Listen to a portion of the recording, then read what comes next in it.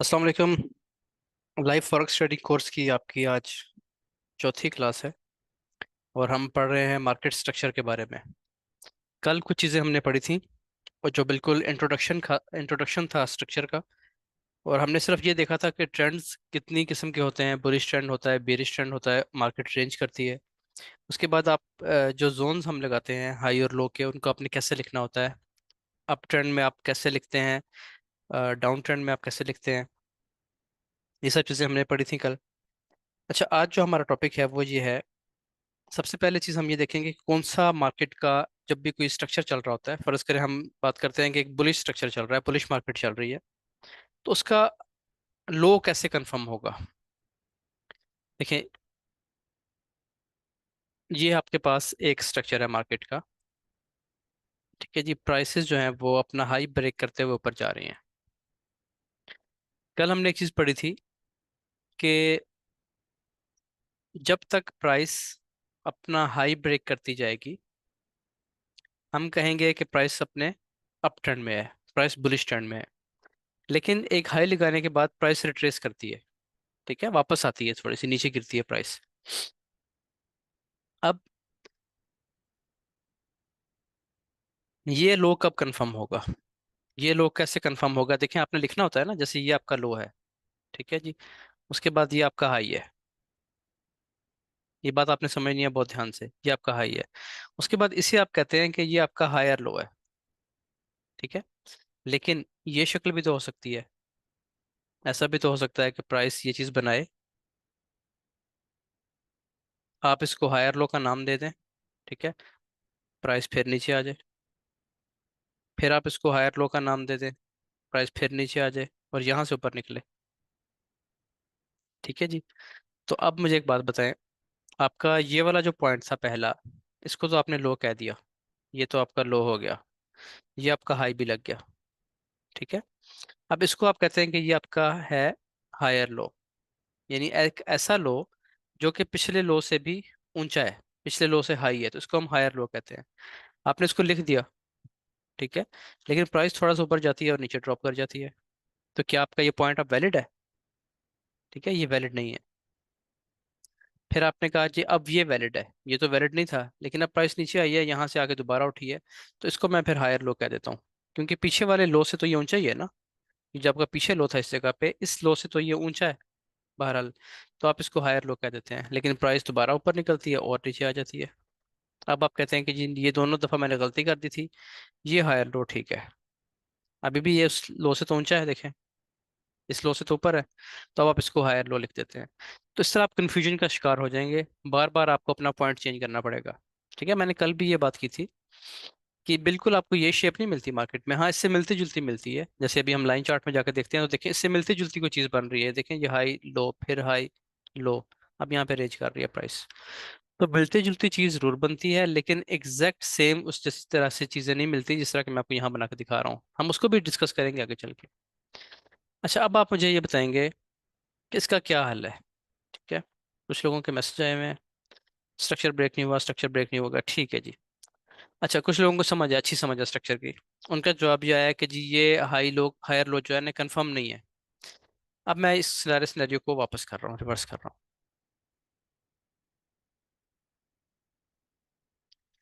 देखिए जी, अब होगा ये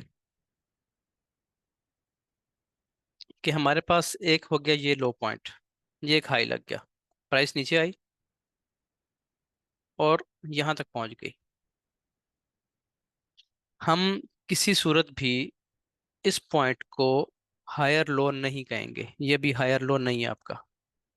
ठीक है, ये हायर लो नहीं है, क्योंकि ये भी कंफर्म नहीं हुआ।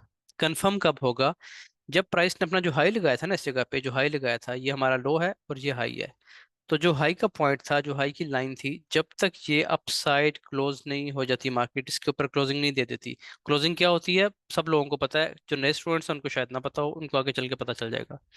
जब तक प्राइस इस अपने हाई पॉइंट को ब्रेक ना कर दे, इसके ऊपर क्लोजिंग ना कर दे, उस वक्त तक आपका ये हायर लो कंफर्म नहीं है। अब इसने क्लोजिंग कर दी है, ठीक है, नहीं की, क्लोजिंग कब करेगा, अब अब इसने कंफर्म कर दिया। ठीक है, अब क्या होगा कि हम अब इस पॉइंट को कह सकते हैं कि हमारा ये हायर लो अब कंफर्म है। अब आप इसको लिख सकते हैं कि ये हमारा हायर लो है, ये कंफर्म हायर लो है। ठीक हो गया। अब आपका ये था लो, ये था आपका हाई, और ये है आपका हायर लो, एक ऐसा लो। अप ट्रेंड में चूंकि हम हायर पहले लिखते हैं, एक ऐसा लो जो पिछले लो से अबव है। अब क्या होगा जी, अब आपके पास एक और हाई लग गया। ठीक है, इसको आपने कह दिया कि ये आपका एक हायर हाई लग गया।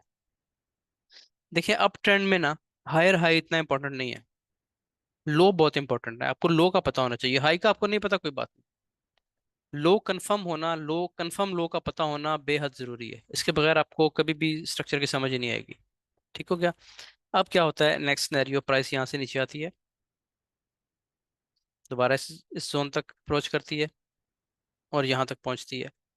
तो क्या इस सूरत में मैं इसको लिख सकता हूँ कि ये हमारा एक और कंफर्म हायर लो बन गया? चैट में बताएं कि क्या मैं यहाँ पे लिख सकता हूँ हायर लो। हाँ जी, सब लोग कह रहे हैं कि जी नहीं लिख सकते। उसकी क्या वजह है? उसकी वजह वही है कि ये जो हमारा हाई था, आखिरी हाई था, ये अभी ब्रेक नहीं हुआ। ठीक है जी, जैसे ही ये ब्रेक होगा अपसाइड, अब हम इसको कह सकते हैं जो हमने हायर लो मार्क किया है, अब ये कंफर्म हो चुका है। ठीक है, तो आपको पता चल गया कि कंफर्म हायर लो कौन सा होता है। एक ऐसा लो जिसके बाद स्ट्रक्चर ब्रेक हो जाए, ये स्ट्रक्चर लेवल होता है, इसको हम कहते हैं स्ट्रक्चर लेवल है। तो जब स्ट्रक्चर लेवल ब्रेक हो जाएगा, इम्पल्स वेव लग, इसको इम्पल्स वेव कहते हैं, कल बताया था। जब इम्पल्स वेव लगती है, ऐसी इम्पल्स वेव होती ही वो है जो स्ट्रक्चर ब्रेक करती है। ठीक है, इम्पल्स वेव बेसिकली कहते ही उस वेव को है जो पावरफुल वेव होती है और वो अपना प्रीवियस स्ट्रक्चर ब्रेक करती है। तो ये प्रीवियस स्ट्रक्चर ब्रेक हुआ यहाँ से, प्राइस ऊपर निकल गई, इसका मतलब हुआ कि हमारा ये हायर लो अब 100% वैलिड है। ठीक है जी, कंफर्म हो गया हमें ये। फिर प्राइस नीचे आती है, एक और लो लगाती है और दोबारा अपना एक इम्पल्स वेव लगा के दोबारा स्ट्रक्चर ब्रेक करती है। जैसे ही ये वाला काम मुकम्मल होगा, हम कहेंगे कि ये वाला हायर लो कंफर्म हो गया हमारे पास। ठीक हो गया जी। अच्छा यार, बाकी लोग नए ना लगाएं, इसकी लाइनें मिटा दें कर लिए। अच्छा जी, अब हम आ जाते हैं डाउन ट्रेंड में। डाउन ट्रेंड में आपको हाई का पता होना जरूरी है कि आपका कंफर्म हाई कौन सा है। बिल्कुल इसी को हम इन्वर्स करेंगे तो चीज़ें हमें समझ आ जाएंगी। अब यह है कि हमारे पास डाउन ट्रेंड एक चल रहा है ये। ठीक हो गया जी। इसको अब हम थोड़ा सा डिस्कस करते हैं। अब इसमें हमारे पास ये है हमारा हाई, ये है हमारा लो, और ये है हमारा लोअर हाई। एक ऐसा हाई पॉइंट जो कि पिछले हाई से डाउन है, इसलिए हम उसके साथ लोअर लिखेंगे, लोअर हाई। अब क्या ये लोअर हाई कंफर्म है? ये बिल्कुल कंफर्म है। उसकी वजह यह है कि मार्केट अपना ये वाला स्ट्रक्चर जो है लो, इसको ब्रेक कर चुकी है एक इम्पल्स वेव से। तो जब ये ब्रेक हो चुका तो हमारे पास ये वाला लोअर हाई 100% कंफर्म है, हम कह सकते हैं कि ये हमारा कंफर्म लोअर हाई है। फिर प्राइस ऊपर जाती है, इम्पल्स वेव लगाने के बाद वापस आती है, और यहाँ पे आने के बाद जो लो लगाया था इसने, प्राइस ने एक और लोअर लो लगाया था, इसी लोअर लो को दोबारा ब्रेक कर देती है। तो जैसे ही स्ट्रक्चर ब्रेक होगा, अब हम कहेंगे कि ये वाला लोअर हाई हमारे पास जो लगा था, ये कंफर्म है। ठीक हो गया। अब इसमें एक सिनेरियो ये हो सकता है जो मैंने पहले बात की थी, कि ये चीज़ भी तो बन सकती है ना, ये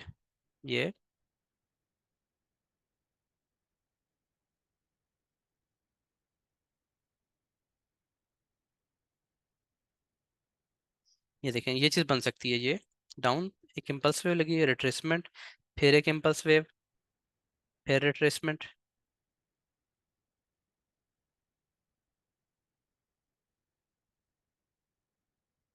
हाँ जी, इसमें आपने मुझे बताना है कि इसमें आपका कंफर्म हायर लो कौन सा है, लोअर हाई। ठीक है, आपका कंफर्म लोअर हाई ये वाला जी, हैदर ने ऐसे ही बता दिया, हालांकि मैंने अभी पूछना था कि 1 2 या 3।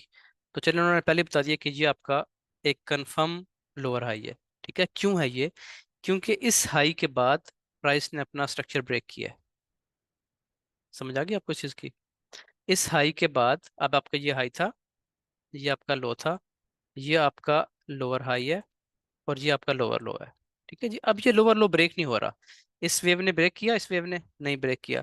फिर एक और वेव ने ट्राई किया लेकिन नहीं ब्रेक हुआ। लेकिन जो वेव यहाँ से स्टार्ट हुई है, ये इम्पल्स वेव थी, इसने इस लो को ब्रेक कर दिया। जैसे ही ये लो ब्रेक हुआ, अब हम कहेंगे कि ये हमारे पास हाईएस्ट पॉइंट है।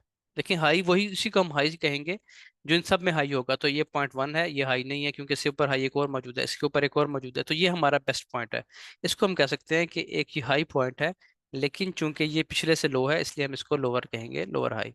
तो ये आपका कंफर्म लोअर हाई है। ठीक हो गया। अब आप मुझे बताएं, एक तो वीडियोस आप कर लीजिए, किसकी वीडियो आना है? किसी की वीडियो आना है, अपनी वीडियोस या एनिमेशन, वसीम आपकी वीडियो आना है, ठीक है। वीडियोस अपनी ऑफ रखें भाई।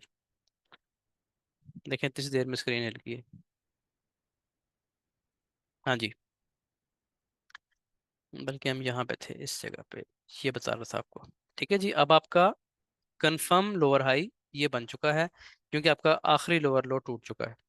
तो अब आपको कंफर्म पॉइंट्स लगाने आ गए हैं इस शक्ल में। अभी हम चार्ट पे नहीं गए ना, मैं आपको चार्ट पे सिखा रहा हूँ, चार्ट कॉम्प्लिकेटेड होता है।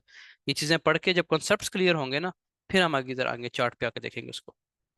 यहाँ तक सब चीज़ें क्लियर हैं जी? अगर क्लियर हैं तो दो चार बंदे, पांच बंदे मुझे बता दें कि क्लियर है। ठीक है जी।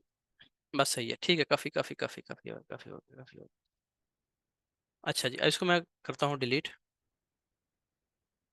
अब हम अगली चीज़ पे चलते हैं। अभी आपने ये पढ़ा है कि आपके कंफर्म हाई लॉस कौन से होते हैं। अब हम पढ़ेंगे कि कौन सी रिट्रेसमेंट वैलिड होती है। देखें, रिट्रेसमेंट जो है ना, मैंने आपको न्यू बना के दिखाई है कि ये आपका इम्पल्स वेव, ये आपकी रिट्रेसमेंट, फिर इम्पल्स वेव, फिर रिट्रेसमेंट, फिर इम्पल्स वेव, और फिर रिट्रेसमेंट। इसी तरीके से चलती है प्राइस। बुलिश ट्रेंड में मार्केट ऐसे ही कंटिन्यू करती है। अब सवाल ये पैदा होता है इस जगह पे कि कौन सी ऐसी रिट्रेसमेंट, कितनी कैंडल्स बनेंगी तो रिट्रेसमेंट वैलिड होगी। चलें जी, अब जो लोग जवाब दे रहे हैं उनमें से कुछ लोग मुझे बता सकते हैं कि देखें, प्राइस ने ये एक इम्पल्स वेव लगाई है ये। मैं इसका थोड़ा सा कलर चेंज करता हूँ, इसको थोड़ा सा जूम इन करता हूँ। एक मिनट होल्ड करें।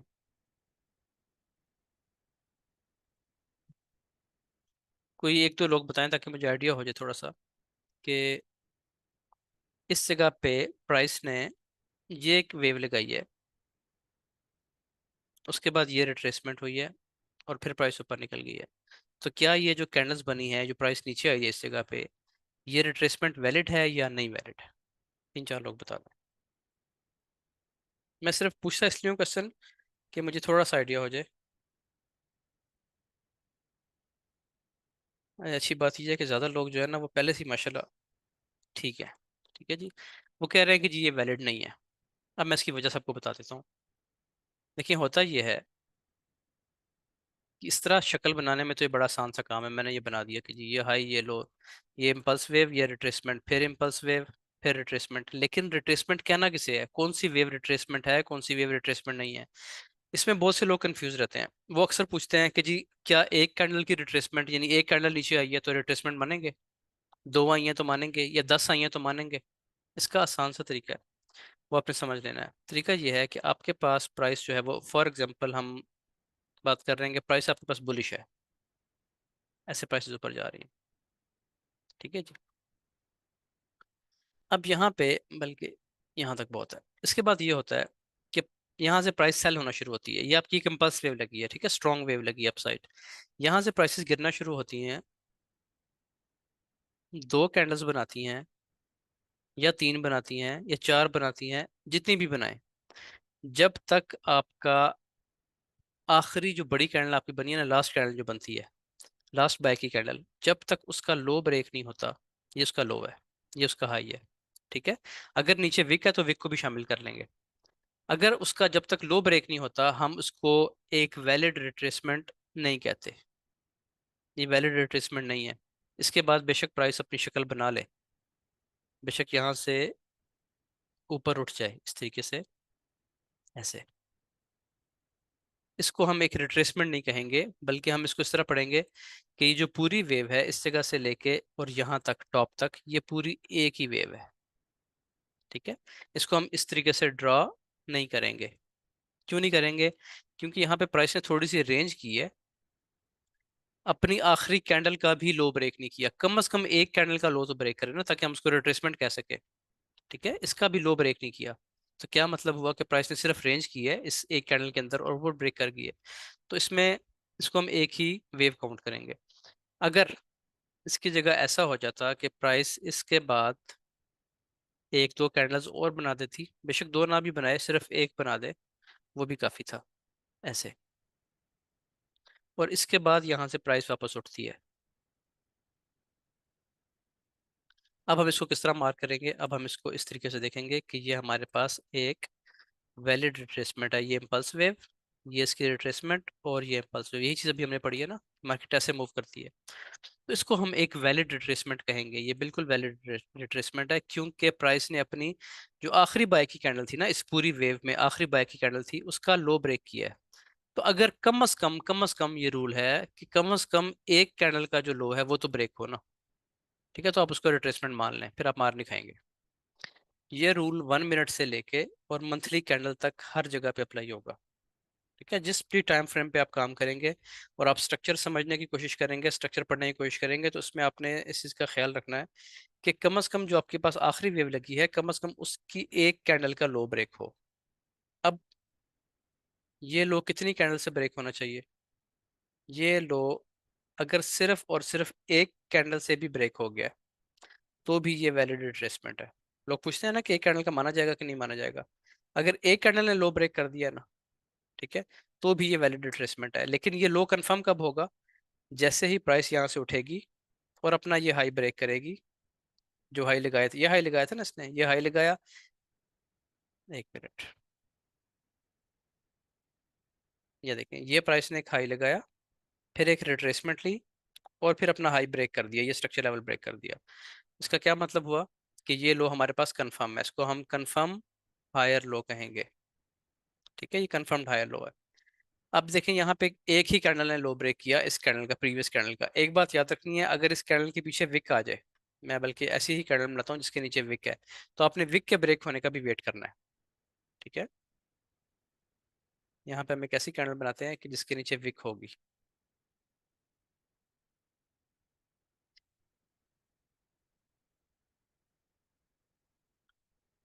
सिर्फ समझाने के लिए बना रहा हूँ, शेप ठीक नहीं है, बहरहाल चले,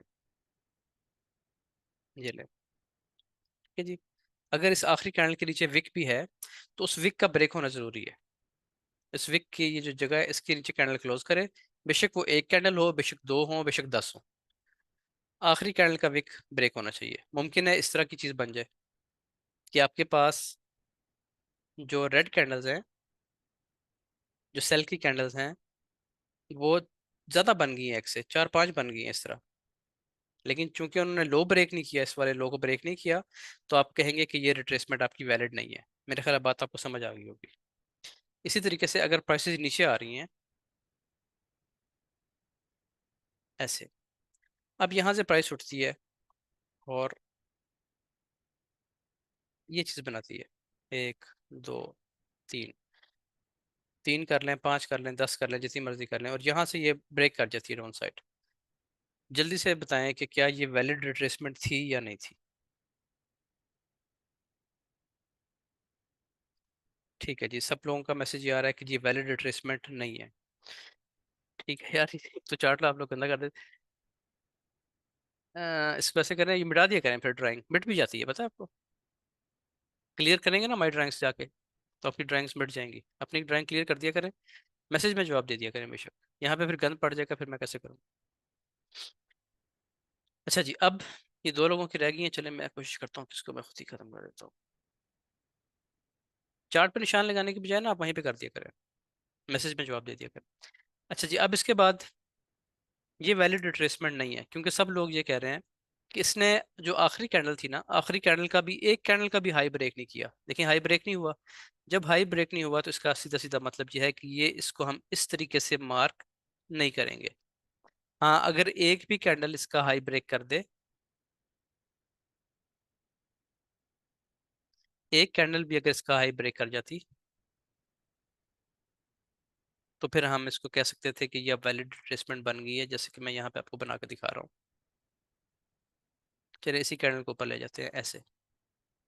ठीक है जी, और इसके बाद प्राइस नीचे गिरती, बेशक वो आहिस्ता गिरे, तेजी से गिरे, जैसे भी गिरे। अब चूंकि आखिरी कैंडल का हाई ब्रेक हो गया, उसके बाद प्राइस नीचे गिरी है, तो अब हम कह सकते हैं कि हमारे पास ये हाई था, ये लो था। ठीक है, उसके बाद फिर ये एक हमारे पास लगा पॉइंट, जिसको हम कहते हैं लोअर हाई, और लोअर हाई कंफर्म कब हुआ? अभी ये कंफर्म नहीं है। कंफर्म कब हुआ? जब प्राइस ने अपना ये जो लो स्ट्रक्चर लेवल था इसको ब्रेक कर दिया, तो हमारे पास ये कंफर्म हो गया। ठीक है। तो लोअर हाई कैसे कंफर्म होता है, हायर लो कैसे कंफर्म होता है, और कौन सी रिट्रेसमेंट आपकी वैलिड होती है, ये अब 100% वैलिड रिट्रेसमेंट है। ठीक है। लेकिन आपने रुकना ये नहीं समझना कि यहाँ पे कंफर्म होगी। ये कंफर्म कौन सा पॉइंट होगा? देखिए ना, कंफर्म आपने क्यों नहीं समझना? कंफर्म आपने इसलिए नहीं समझना क्योंकि मुमकिन है आप इसको कंफर्म समझ रहे हो इस जगह पे, और प्राइस यहाँ से और ऊपर निकल जाए इस तरीके से, एक कैंडल बना दे, फिर एक कैंडल बना दे, और यहाँ से ड्रॉप आना शुरू हो ऐसे, ये। ठीक है। तो आप इसको वैलिड समझ रहे थे, हालांकि ये वैलिड था आपका, क्योंकि इसके पॉइंट, इस पॉइंट के बाद, इस लोअर हाई के बाद आपका स्ट्रक्चर ब्रेक हुआ डाउन साइड। ठीक है। तो इसलिए अब ये वैलिड पॉइंट है। और ये क्या, ये रिट्रेसमेंट वैलिड है? ये भी वैलिड है, क्योंकि आखिरी जो कैंडल थी उसका हाई ब्रेक हो चुका है, तो अभी वैलिड है। अभी कहाँ जाके रुकेगा कोई पता नहीं है, आपने वेट करना है। ठीक है। जहां भी जाके रुके, जिस पॉइंट के बाद ये लो ब्रेक कर देगा, हम कहेंगे कि जी ये वैलिड जगह है। बस ये आपको सिर्फ पता होना चाहिए, इस पर हमने कोई ट्रेड शेड नहीं करनी। लेकिन क्यों पता होना चाहिए, ये आपको अगली क्लासेस में जाकर पता चलेगा। इससे आपको अंदाजा होता रहेगा कि कब तक आपने बाय करना है, कब तक आपने सेल करना है, और आपने किस डायरेक्शन में बैठना है। ठीक है। लॉन्ग रन में आपको इसके बहुत हेल्प होगी। अच्छा जी, ये हो गया हमारी दूसरी चीज़, कि कौन सी रिट्रेसमेंट वैलिड है और कौन सी रिट्रेसमेंट वैलिड नहीं है। ये आज का हमारा दूसरा टॉपिक था। ये चीज़ क्लियर है? दो चार मैसेज इसके भी कर दें कि आपको ये वाला टॉपिक भी क्लियर हो गया।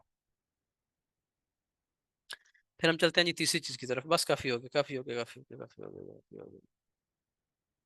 जिन लोगों को कोई क्वेश्चन है ना, मुमकिन है, देखिए मैं कोशिश कर रहा हूँ कि आपके क्वेश्चंस ना बचाएं, लेकिन बहुत से आप काफ़ी लोग बैठे हैं माशाल्लाह, 125 लोग हैं। अच्छा, आपकी वॉइस ब्रेक है? मेरी आवाज़ में कोई हो रही है, ब्रेक हो रही है आवाज़ मेरी? नहीं हो रही भाई, नहीं हो रही। साउंड इज ओके, ठीक है। चलें जी आगे चलते हैं। अच्छा, अगली चीज़ ये, हाँ मैं बता ही रहा था कि अगर किसी का कोई क्वेश्चन रह भी जाता है, वो परेशान इसलिए नहीं होगा क्योंकि अभी हम इस पे स्ट्रक्चर की पूरा करने के बाद हम इसका एक क्वेश्चन आंसर सेशन करेंगे, आधे घंटे का तकरीबन या 1 घंटे का, कि जिसमें जाके हम, मैं आपके क्वेश्चंस लूंगा। मुमकिन आप लोगों में से कुछ को समझ ना आ रही हो, चाहे वो एक ही बंदा है बेशक, तो इंशाल्लाह हम उनको क्लियर करेंगे आगे चल के। अब चलते हैं जी आज के तीसरे टॉपिक की तरफ। आज का हमारा जो तीसरा टॉपिक है वो है internal and external structure. Structure भी दो तरह का होता है basically, internal and external structure. ये बड़ी अहम चीज़ है, समझने वाली चीज़ है, इसको आपने बहुत ध्यान से पढ़ना है। ठीक है जी। देखिए होता ही है, अभी मैं क्योंकि चार्ट पे नहीं जा रहा, सब चीज़ें यहीं पे समझा रहा हूँ, जो हमारी तीसरी क्लास होगी उस पर फिर हम चार्ट पे एग्जांपल्स भी देखेंगे इसकी। देखिए जी, होता ही है कि आप, फॉर एग्जांपल आप 15 मिनट में, ये M15 आपको नजर आ रहा है ऊपर, ठीक है, आप M15 में है और प्राइस ऊपर जा रही है। अब हमें ये पता है कि इम्पल्स वेव कौन सी होती है, ये वाली हमारी इम्पल्स वेव है। ये हमारी एक इम्पल्स वेव है। ठीक है जी, IMP लिख दिया मैंने, आप समझ जाइए, ये इम्पल्स वेव है। और ये हमारी रिट्रेसमेंट की वेव है, इसके ऊपर मैंने आर लिख दिया। अब जब एक इम्पल्स वेव लगती है, ठीक है, और प्राइस नीचे आना शुरू करती है रिट्रेसमेंट के लिए, यहाँ से रिट्रेसमेंट हो रही है, प्राइस नीचे आ रही है। रिट्रेसमेंट कौन सी वैलिड होती है आपको बता दिया है, जो आखिरी कैंडल यहाँ पे होगी, अगर उसका लो ब्रेक हो गया तो रिट्रेसमेंट स्टार्ट हो गई है। अब रिट्रेसमेंट हो रही है, तो ये हमारा M15 का एक्सटर्नल स्ट्रक्चर है। ये है हमारा लो, ये है हमारा हाई, ये है हमारा हायर लो, हायर हाई, फिर हमारा हायर लो, और ये हमारा हायर हाई। यहाँ तक चीज़ें कंफर्म हो गई है ना हमें? ये भी लो, हायर लो हमारा कंफर्म है, क्योंकि इस वेव के बाद ये स्ट्रक्चर ब्रेक हो चुका है, ये वाला। अब जब प्राइस यहाँ से दोबारा एक लो लगाने आती है, ठीक है, तो प्राइस छोटा टाइम फ्रेम में, आप अगर आप उसको 1 मिनट में जाके देखेंगे, इसी वेव को 1 मिनट में, 5 मिनट में जाके देखेंगे, तो प्राइस नीचे आ रही होगी इस तरह, ऐसे नीचे आ रही होगी। ठीक है, यहाँ तक पहुंचेगी प्राइस, इस जोन तक आएगी, या इस तक भी आ सकती है, मुमकिन है यहाँ तक आ जाए। अब समझने वाली बात यह है कि अगर मैं आपसे पूछूं कि ये जो नीली लाइन है M15 की, ये स्ट्रक्चर बुलिश है या बिरिश है? ठीक है, ऑब्वियसली अभी आप जवाब ना दें, एक ऑब्वियस सी बात है, आपको नजर आ रहा है कि हाई ब्रेक होते हुए जा रहे हैं, तो M15 आपका बुलिश है। ठीक है। लेकिन अगर आप यहाँ पे देखते हैं, जब इसकी प्राइस नीचे आ रही थी, आपने छोटा टाइम फ्रेम जाके किया, 3 मिनट में गए, 5 मिनट में गए, तो आप देख रहे हैं कि यहाँ पे तो हाई ब्रेक नहीं हो रही, यहाँ पे तो लो ब्रेक होते आ रहे हैं। ये देखें, प्राइस अपने लो ब्रेक कर रही है, जो भी लो लगाती है उसको ब्रेक कर देती है, फिर लो लगाती है, ऊपर जाके फिर ब्रेक कर देती है। तो यहाँ पे ट्रेंड क्या है, यहाँ पे ट्रेंड क्या है, बीरिश है। ऐसे ही है, यहाँ पे लो ब्रेक हो रहे हैं, ट्रेंड बीरिश है। ओवरऑल प्राइस ऊपर जा रही है, M15 में प्राइस बुलिश है। तो अब आप सेल करेंगे कि बाय करेंगे? पहले आप ढूंढेंगे क्या, पहले मुझे ये बताएं। दो चार मैसेज में बताएं कि आप क्या ढूंढेंगे। बाय ढूंढेंगे, तैयब मुकुल कह रहे हैं जी बाय करेंगे। चले ठीक है, सबके सेल, एक ने सेल का है, अली रजा आपने सेल का है, ठीक है। अच्छा अली रजा, आपने बात ये समझनी है कि हमने चलना है मेन ट्रेंड के साथ। आप डिसाइड करेंगे कि आप किस टाइम फ्रेम में कंफर्टेबल हैं, मैं आपको बताऊंगा कि आप किस में कंफर्टेबल हो सकते हैं। आप देखें H1 M15 M30 का स्ट्रक्चर, वो आपको बुलिश मिल रहा है। जब तक आपका H1 बुलिश है, ठीक है, ये बात बहुत से गौर से समझने वाली है, आपका H1 बुलिश है, आपका M30 बुलिश है, यानी ये कोई भी टाइम फ्रेम आप बोलते हैं बड़े वाला जरा, और वो बुलिश चल रहा है, तो आपने कोशिश करना है कि आप बाय करें, क्योंकि मैंने आपको कल एक चीज बताई थी, trend is the best friend. तो ट्रेंड आपने थोड़े से बड़े टाइम फ्रेम का देखना है। अब प्राइस नीचे आ रही है, आप वेट करें। ये जो प्राइस नीचे गिर रही है ना, इसने अपना स्ट्रक्चर चेंज किया हुआ है, ये बिरिश है। हम क्या वेट करेंगे, हम वेट करेंगे कि चूंकि M15 या H1 जो भी आपको बताया ये बुलिश चल रहे हैं, तो जैसे ही छोटा टाइम फ्रेम भी बुलिश होगा, हम ट्रेड एंट्री करेंगे। ठीक है। आपने, आपके पास दो तीर है, आप ये समझ लें। पहला तीर जो है वो आपको बता रहा है बुलिश, दूसरा तीर आपको बता रहा है बेरिश। ऐसे में आपने ट्रेड नहीं करनी। ठीक है जी। जब छोटे वाला तीर जो है ना, छोटा बड़ा तीर तो आपका बुलिश है, जब आपका ये छोटे वाला एरो ये भी बुलिश हो जाएगा, तो अब आपकी पावर डबल हो गई है, बड़े टाइम फ्रेम की भी और छोटे टाइम फ्रेम की भी। अब आपने ट्रेड में एंट्री करनी है। ये है ट्रेंड में बैठने का तरीका। ठीक है। देखिए मार्केट में ना हजार दफा कंफ्यूजन आती है। आज मार्केट रेंज में है, आज भी कंफ्यूजन थी, आज हमने ट्रेड किए हैं, 3 4 ट्रेड्स किए हैं। दो तीन में अच्छे पिप्स आ गए हैं, दो में, और दो में हमारा पिप्स देने के बाद प्राइस ने स्टॉप लॉस हिट किया। उसकी वजह क्या है मैं बताता हूँ आपको। उसकी वजह ये है कि देखें आज ऐसी रेंज चल रही है, ये देखें ये रेंज M15 में कोई क्लियर डायरेक्शन आज नहीं थी। तो ऐसे में हम मार्केट में कोशिश करते हैं कि ना कोई बड़ा रिस्क आज नहीं लिया, कोई बड़ी ट्रेड आज नहीं की। वजह क्या थी कि एक डायरेक्शन थी नहीं, इसी रेंज में प्राइस मूव काफ़ी घंटों से मूव कर रही है। तो आज कोई नहीं समझेगा काम। आपने, मैंने आपको कल ये बात समझाई थी कि ऐसा नहीं सोचना कि आप आए, आपने लैपटॉप ऑन किया और आप कहें जी मुझे ट्रेड मिल जाए अभी। ऐसा नहीं होता। ठीक हो गया। आपको वेट करना पड़ता है। अभी हमने वेट क्या करना है वो मैंने आपको समझा दिया कि आपका बड़ा टाइम फ्रेम बुलिश बता रहा है, छोटा टाइम फ्रेम आपको कह रहा है कि ये बिरिश है। ठीक है। अब आपने क्या करना है, आपने वेट करना है कि बड़ा जो टाइम फ्रेम है उसकी डायरेक्शन और छोटे टाइम फ्रेम की डायरेक्शन एक तरफ को हो जाए। इसको कहते हैं ट्रेंड अलाइनमेंट। ठीक है। कि जो ट्रेंड है ना वो अलाइन हो जाए आपका, दोनों जो ट्रेंड्स हैं बड़े टाइम फ्रेम का भी और छोटे टाइम फ्रेम का भी, वो एक ही डायरेक्शन में मूव कर लें। तो अब आप ट्रेड में एंटर हो सकते हैं। अब ये तो था हमारा एक्सटर्नल स्ट्रक्चर। इस बड़ा स्ट्रक्चर जो है ये हमारा एक्सटर्नल स्ट्रक्चर है। ठीक हो गया। उसमें जो प्राइस बिरिश आ जाती है ना, ये जो छोटा टाइम फ्रेम इसमें बिरिश हो जाता है, लो ब्रेक होना शुरू हो जाते हैं, इसको हम कहते हैं कि ये इसका इंटरनल स्ट्रक्चर है। मैं इसको सारे को मिटाता हूँ। अब देखें, आपका ये है एक्सटर्नल स्ट्रक्चर, ये भी आपकी एक्सटर्नल स्ट्रक्चर की वेव है और ये भी एक्सटर्नल की वेव है। लेकिन जब प्राइस नीचे आती है ना, इस जगह पे अपने लेवल पे आ रही होती है, जैसे ये इसने हाई ब्रेक किया, इसको टेस्ट करने आई प्राइस, फिर ये हाई ब्रेक किया, अब इसको टेस्ट करने आ रही है, नीचे आती है इस जगह पे। तो जब भी प्राइस टेस्ट के लिए आ रही होती है तो प्राइस अपने लो ब्रेक करती हुई आ रही है। अब ये जो प्राइस यहाँ तक पहुंच रही है ये इसका इंटरनल स्ट्रक्चर है। आपके घर की दीवारें ये हैं, एक आपकी ये दीवार है, ये आपका कंफर्म लो था। क्यों था कंफर्म लो? क्योंकि इसने ये हाई ब्रेक कर दिया था। ठीक है। तो ये कंफर्म लो बन चुका। तो ये है आपके घर की एक दीवार और ये है आपके घर की दूसरी दीवार, ये आपकी चार दीवारी है। ठीक है। ये आपकी एक्सटर्नल वॉल्स हैं। और जो अंदर ये काम हो रहा है ये आपके कमरे हैं, समझ लें। ठीक है। ये आपकी इंटरनल वॉल्स हैं, जो कि आप छोटी छोटी भी बारीक भी बना सकते हैं, पार्टीशन भी कर सकते हैं। तो ये आपकी एक्सटर्नल वॉल्स हैं, ये आपकी एक्सटर्नल वॉल्स हैं ऊपर और नीचे, और दरमियान में जो भी हो रहा है इसको हम कहते हैं कि ये इंटरनल, यानी कि ये इसका अंदरूनी मामला है। उसमें क्या हो रहा है, प्राइस कभी बुलिश होती है कभी बेरिश होती है, लेकिन जब तक ये वाला कंफर्म लो नहीं टूटेगा तब तक प्राइस बुलिश रहेगी। समझ आ गई है? कंफर्म लो पता होना क्यों जरूरी है? अगर आपको पता ही नहीं है कि ये आपका कंफर्म हायर लो है। कंफर्म क्यों है? क्योंकि हाई ब्रेक हो चुका है ना, तो ये कंफर्म है। अगर आपको इसका पता ही ना होता, ये रूल ही आपको नहीं पता, या आप कंफ्यूज हो गए कि कंफर्म हायर लो कौन सा है, तो फिर क्या होगा, आपको पता ही नहीं होगा कि स्ट्रक्चर कब चेंज हुआ है। अभी आपको पता है कि ओवरऑल स्ट्रक्चर हमारा बुलिश है। आपको बुलिश एंट्री ही ढूंढनी है। कब तक बुलिश एंट्री ढूंढनी है? जब तक प्राइस छोटे टाइम फ्रेम में भी अपसाइड मूव ना करना शुरू कर दे, या कोई साइन ना बना दे।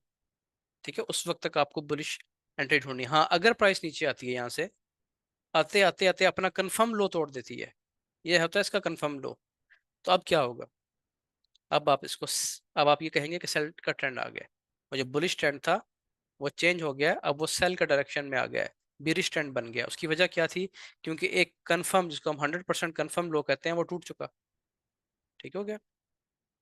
ये आपका एक बंद था, ये आपका एक दरिया है, ये आपने एक बंद बनाया हुआ था। जैसे ही वो बंद टूट गया, तो अब आपके सामने जितना भी ये एरिया है, अब ये सारा, अब पानी का डायरेक्शन ये है। ठीक है जी, लिक्विडिटी अब डाउन साइड जाएगी। तो इस तरीके से आपने इसको समझना है। ये मैंने आपको बिल्कुल शॉर्ट सी चीज़ें आसान करके समझाने की कोशिश की है। ये काफ़ी बड़ा चैप्टर है। ठीक है, इसको हम तीसरी क्लास में डिस्कस करेंगे। बहरहाल अभी मैंने आपको ये बताया कि एक्सटर्नल क्या है और इंटरनल क्या है। अब लोग ये देखते हैं कि 15 मिनट में तो प्राइस ऊपर जा रही है।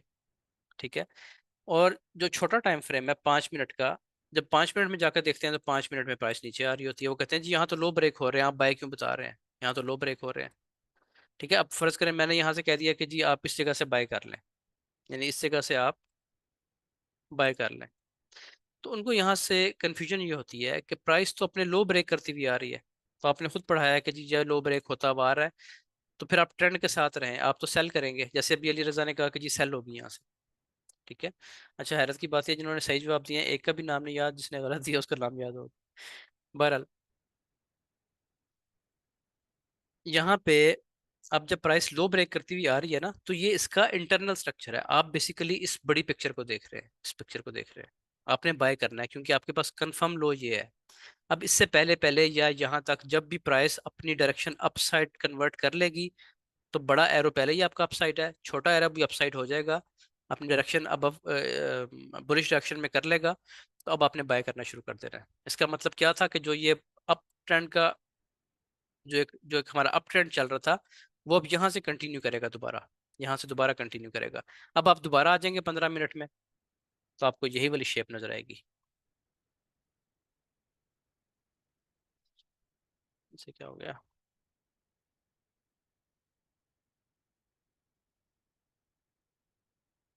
जब आप अब 15 मिनट में आएंगे, तो आपको यही वाली शेप नजर आएगी, जैसे मैं बनाने लगा हूँ।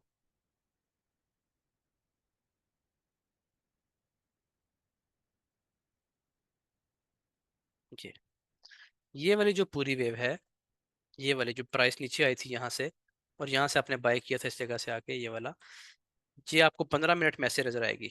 लेकिन जब आप छोटे टाइम फ्रेम में जाकर देखेंगे तो ये चीज़ बनी हुई होगी। तो ये है हमारा इंटरनल स्ट्रक्चर, और ये है हमारा पूरा पूरा एक्सटर्नल स्ट्रक्चर। मुझे उम्मीद है कि आपको ये चीज़ समझ आई होगी। कुछ क्लियर हुआ यहाँ पे? मुझे कुछ लोग दो चार बताएं। अच्छा, अब हम इसको देख लेते हैं। ठीक है जी, समझ आ गई। अब हम इसको देखते हैं बेरिश।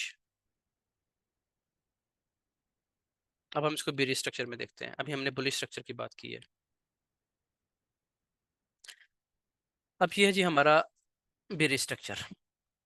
ये हम देख रहे हैं इसको, पहले हमने 15 मिनट की, आधे घंटे की बात की, अब हम बात कर लेते हैं 1 आवर की। ठीक है जी, 1 आवर का टाइम फ्रेम में चले जाते हैं। ये जो आपके पास स्ट्रक्चर चल रहा है, ये है H1 का। ठीक है, ये इसको आप 1H भी कहते हैं लोग। यहाँ पे 1H लिखा हुआ है, आप भी 1H की आदत डाल लें। 1H, ये आपका 1 आवर का स्ट्रक्चर है। अब जब प्राइस एक इम्पल्स वेव लगाने के बाद रिट्रेसमेंट पे जाती है, तो क्या ये सीधी सीधी रिट्रेसमेंट पे चली जाती है? नहीं जाती।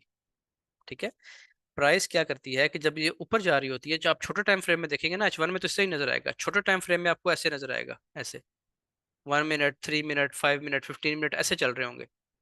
अब आप कंफ्यूज हो जाएंगे कि अब हम सेल करें कि बाय करें। ये आपको बता रहा है जी बुलिश है, H1 आपको बता रहा है बेरिश है। तो कंफ्यूजन पहले यहाँ से स्टार्ट होती है ट्रेडर को। वो कहता है कि जी H1 बेरिश है, M1 M5 बुलिश है, अब क्या करना चाहिए? तो करना ये चाहिए कि बड़ा एरो आपको बता रहा है डाउन साइड, छोटे एरो का वेट करें। छोटे एरो से मुराद ये है कि छोटे टाइम फ्रेम में भी वेट करें कि कब प्राइस बेरिश होती है।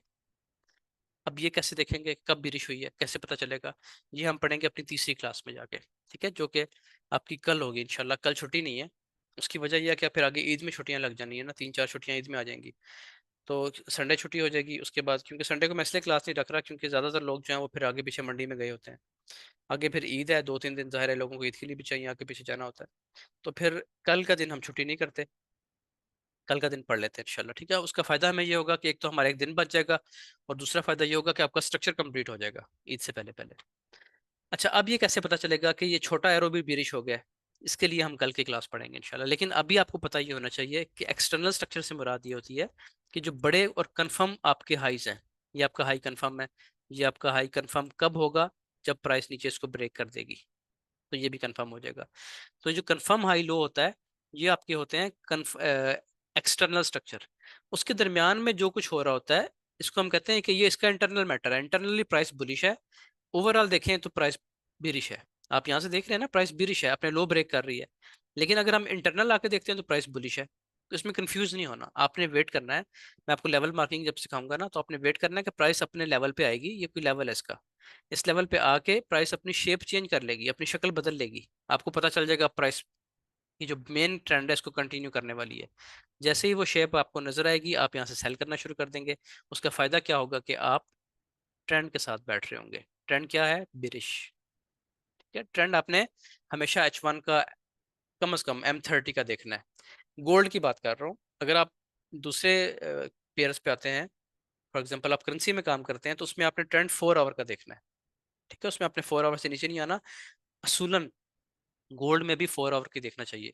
लेकिन गोल्ड इतना वोलेटाइल पेयर है कि अगर आप 4 आवर की कंफर्मेशन का और 4 आवर के सेटअप्स का वेट करते रहेंगे तो बहुत बड़े बड़े स्टॉप लॉस बनेंगे, आपके रिस्क आपका बढ़ जाएगा। इसलिए हम छोटे टाइम फ्रेम में आके काम करते हैं। तो आप गोल्ड के लिए, मेरा रूल ये है कि आप गोल्ड में 1H पे काम करें। 1H पे काम करने का मतलब ये है कि 1H का आप स्ट्रक्चर देखें। एंट्री हम करेंगे 1 मिनट पे जाके, 1 मिनट का टाइम फ्रेम ओपन करेंगे, छोटा सा एविडेंस आएगा, हम बाय या सेल कर दिया करेंगे। लेकिन लेवल मार्किंग आपने 1H पे अच्छी रखनी है, अपनी स्ट्रांग रखनी है। ये सब चीज़ें हम आगे चल के पढ़ेंगे इंशाल्लाह अपने इसी फेज में। तो यहाँ पे क्लास की रिकॉर्डिंग बंद करते हैं, तकरीबन 40-45 मिनट हो गए हैं। इतनी रिकॉर्डिंग काफ़ी होती है, इतनी क्लास भी काफ़ी होती है। 3 चीज़ें आज हमने पढ़ी हैं। पहली चीज़ हमने ये पढ़ी थी कि कंफर्म हाई लो कौन सा होता है। दूसरी चीज़ ये पढ़ी थी कि वैलिड रिट्रेसमेंट किसे कहते हैं, कितनी कैंडल्स की रिट्रेसमेंट वैलिड होती है। उसका हमने पढ़ा कि कैंडल का मसला ही नहीं है, चाहे वो एक हो चाहे 10 हो। आखिरी बुलिश या आखिरी बिरिश कैंडल का हाई लो जब ब्रेक होता है तो उसको फिर हम कंफर्म हाई लो कहते हैं, कंफर्म रिट्रेसमेंट कहते हैं। तीसरी चीज़ हमने आज पढ़ी है कि इंटरनल और एक्सटर्नल स्ट्रक्चर क्या होता है। ये भी कंप्लीट नहीं हुआ जी, ठीक है, लेकिन मैंने आपको एक आइडिया दे दिया कि वो क्या होता है। कि बड़े टाइम फ्रेम के अंदर जब छोटा टाइम फ्रेम बुलिश होता है तो आपने उसको बुलिश ट्रेंड नहीं समझना। ये सिर्फ एक रिट्रेसमेंट है जो वक्ती है, वक्ती तौर पे बुलिश है। हम इसको भी नहीं छोड़ते, इसमें भी ट्रेड करते हैं, पता है। यानी मेन ट्रेंड जो है वो आपका सेल का है, लेकिन आपको यहाँ से अच्छी बाय मिल रही है, हम बाय कर लेंगे यहाँ तक, और फिर यहाँ से मेन ट्रेड लेंगे जो हमारी सेल करवाएगी। तो ये चीज़ें इंशाल्लाह हम डिटेल से आगे चल के पढ़ेंगे। रिकॉर्डिंग को यहाँ पे स्टॉप करते हैं।